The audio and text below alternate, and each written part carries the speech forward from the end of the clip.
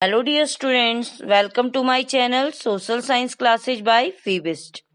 Today we are starting our second chapter of political science, that is federalism. So here we discuss our first topic, federalism. Federalism is a system of government in which the power is divided between a central authority and various constituent units of the country. Federalism जो है government का एक ऐसा system है जिसमें government की power को central government और स्टेट गवर्नमेंट के बीच में बांट दिया जाता है. Now second topic, that is features of federalism. Features of federalism यानी कि फेडरलिज्म की क्या विशेषताएं होती हैं, व्हाट आर द कैरेक्टरिस्टिक्स और फीचर्स ऑफ फेडरलिज्म करके क्वेश्चन बन जाता है. तो पॉइंट नंबर 1 है, देयर आर 2 और मोर लेवल्स ऑफ गवर्नमेंट. एक कंट्री को हम फेडरल कंट्री तब कहेंगे जब वहां पे एक से ज्यादा सरकारें हैं, यानी कि सेंट्रल गवर्नमेंट, स्टेट गवर्नमेंट, ठीक है, या उसके बाद भी लोकल गवर्नमेंट. तो इस सिस्टम को हम क्या कहते हैं, फेडरल सिस्टम कहते हैं. Then different tiers of government govern the same citizen.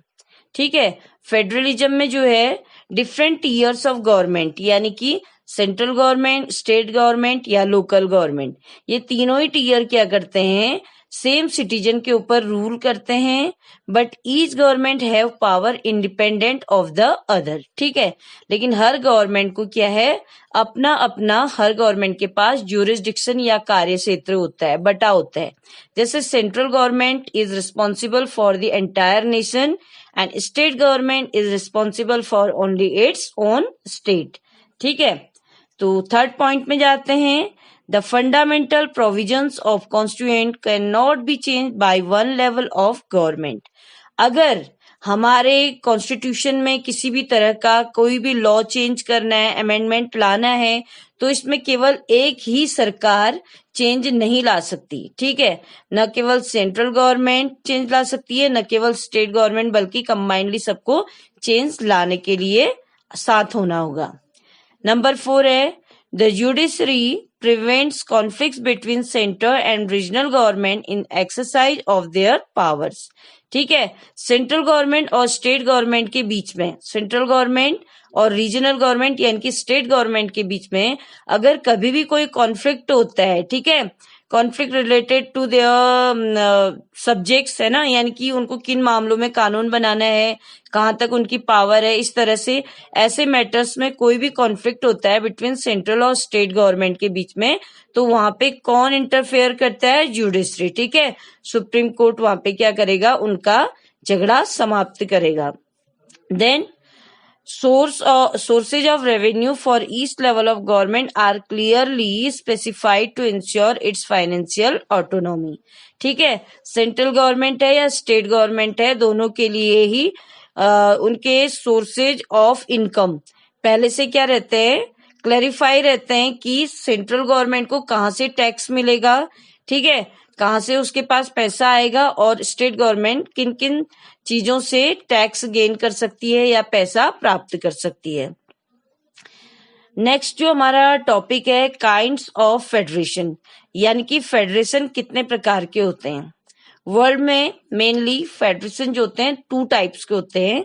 Number 1 है कमिंग टुगेदर फेडरेशन और नंबर 2 है होल्डिंग टुगेदर फेडरेशन. ठीक है, तो coming together federation, the independent states coming together on their own to form a bigger unit. The independent states coming together on their own to form a bigger unit. जब independent states यानी कि independent countries आपस में एक साथ आती हैं, अपना एक क्या बनाती है, एक बड़ा यूनिट बना लेती हैं, ठीक है, और एक फेडरेशन में काम करते हैं, तो इसको कमिंग टुगेदर फेडरेशन कहा जाता है. फिर है holding together federation, when a large country decides to divide its power between the constituent states and the national government, that is called holding together federation. यानी कि India follows holding together federation. Now our next topic is what makes India a federal country. Means India को हम federal country कैसे कह सकते हैं, वो क्या चीजें हैं जिसके द्वारा हम इंडिया को एक फेडरल कंट्री कह सकते हैं. इसके लिए हम कुछ पॉइंट्स पढ़ेंगे। Number 1, the Constitution originally provided for a two-tier system of government, central government representing the Union of India and the state governments। ठीक है, जो हमारा कॉन्स्टिट्यूशन है उसमें मेनली 2 तरह की सरकारों के बारे में बताया गया है।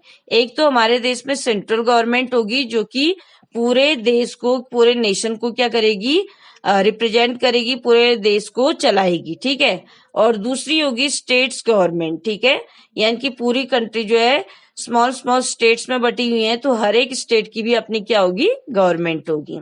तो इस तरह से हम कह सकते हैं कि यहाँ पे more than 2 level of government है, तो इसके लिए हम क्या कह सकते हैं, India is a federal country. दूसरा है, later the third tier of federalism was added in the form of panchayat and municipalities. बाद में क्या किया गया, पंचायत और म्यूनिसिपैलिटीज के फॉर्म में जो है तीसरा टियर ऑफ फेडरलिज्म ऐड किया गया इंडिया में। ठीक है, that is called local government. ठीक है, जो थर्ड टियर ऑफ गवर्नमेंट या थर्ड लेवल ऑफ गवर्नमेंट है वो है local government. Local government is also divided into 2 part, panchayat and municipalities. ठीक है, पंचायत जो होती हैं ये रूरल गवर्नमेंट होती हैं और म्यूनिसिपैलिटीज क्या होती हैं, अर्बन गवर्नमेंट होती हैं। Then the constitution divides power between the union government and state government with 3 list. ठीक है, अब ये है कि स्टेट गवर्नमेंट और सेंट्रल गवर्नमेंट के बीच में ये प्रॉब्लम ना हो जाए कि भाई हम किस सब्जेक्ट में क्या बनाएं, कानून बनाएं, है ना। तो सेंट्रल गवर्नमेंट किन किन मैटर्स में कानून बना सकती है और स्टेट गवर्नमेंट किन किन मैटर्स या सब्जेक्ट्स में कानून बना सकती है। इसके लिए हमारे कॉन्स्टिट्यूशन ने सेंट्रल और स्टेट गवर्नमेंट के बीच में बराबर बराबर रूप से क्या किया है, पावर्स डिवाइड की गई हैं। ठीक है, तो the constitution divides power between the union and state government under 3 list. तो ये 3 लिस्ट है, union and concurrence list. Thanks for watching this video. Next video के लिए पार्ट 2 बनाऊंगी, उसको भी जरूर देखिएगा। Thank you.